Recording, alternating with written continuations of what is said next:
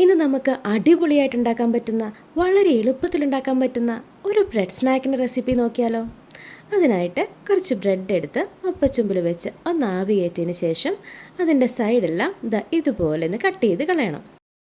എന്നിട്ട് ഒരു ചപ്പാത്തി പലക കൊണ്ട് ഇതുപോലെ ഒന്ന് പരത്തിയെടുക്കണം. അപ്പച്ചുമ്പിൽ ആവി കയറ്റുമ്പോൾ ഇങ്ങനെ പരത്തിയെടുക്കാൻ കുറച്ച് എളുപ്പം കിട്ടും. ഇനി അതിലേക്ക് കുറച്ച് മസാല പുരട്ടി നമ്മൾ ഒന്ന് റോൾ ചെയ്തെടുക്കണം.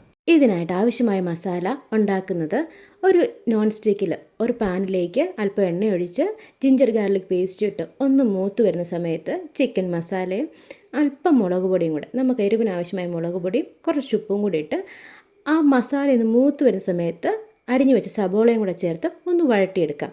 അതോടെ മസാല റെഡി. വളരെ ഈസി ആയിട്ട് അല്ലേ. ആവശ്യമെങ്കിൽ ചെറുതായിട്ട് അരിഞ്ഞ ചിക്കൻ പീസസും കൂടെ ഈ മസാലയിലേക്ക് ചേർത്ത് കൊടുത്ത് ഇതൊരു ചിക്കൻ മസാലയായിട്ടും ഉപയോഗിക്കാവുന്നതാണ്. ഇനി ഇതുപോലെ ഒന്ന് റോൾ ചെയ്തെടുക്കണം. അങ്ങനെ ഓരോ ബ്രെഡിനകത്തും മസാല പുരട്ടി ഇതുപോലെ ഒന്ന് റോൾ ചെയ്ത് മാറ്റി വയ്ക്കണം. ഇനി ഒരു മുട്ട പൊട്ടിച്ചൊഴിച്ച് ഒരു നുള്ളു ഉപ്പും ഇട്ട് അത് നന്നായിട്ടൊന്ന് ബീറ്റ് ചെയ്ത് എടുത്തു വെക്കണം. അല്പം കോൺഫ്ലേക്സ് എടുത്ത് അതൊന്ന് പൊടിച്ചെടുക്കണം. ഇത് മിക്സിയുടെ ജാറിലും വേണമെങ്കിൽ പൊടിക്കാം, ഇല്ലെങ്കിൽ കൈ കൊണ്ടൊന്ന് ക്രഷ് ചെയ്ത് കൊടുത്താലും മതി. മിക്സിയുടെ ജാറിൽ പൊടിക്കുന്നവർ ഒരുപാട് പൊടിഞ്ഞു പോകാതെ ഒന്ന് സൂക്ഷിക്കണം. എന്നിട്ട് ഓരോന്നും ഇതുപോലെ മുട്ടയിൽ മുക്കി കോൺഫ്ലേക്സിൻ്റെ പൊടി കൊണ്ട് ഒന്ന് കോട്ട് ചെയ്ത് മാറ്റി വയ്ക്കണം.